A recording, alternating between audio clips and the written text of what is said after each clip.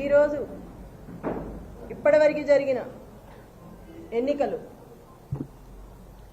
ఏ డివిజన్కి వెళ్ళినా ఎక్కడ చూసినా ప్రజల్ని భయభ్రాంతులకు గురి చేస్తున్నారు. భయాందోళనకు గురయ్యి ప్రజలు కూడా భయపడి బయటికి రావట్లేదు.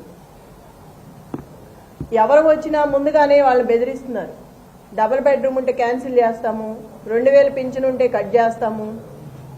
ఈ సవేరా ఫంక్షన్ హాల్ దగ్గర 150 మంది కూర్చున్నారు. బీఆర్ఎస్ టేబుల్ ఒక్కడు కూడా వేయనివ్వలేదు. వేసినా కూడా తీసి అవతలకు బారేశారు. ఎవరిని కూర్చొనివ్వలేదు. నేను వెళ్ళి అడిగితే గొడవ పెట్టుకున్నారు.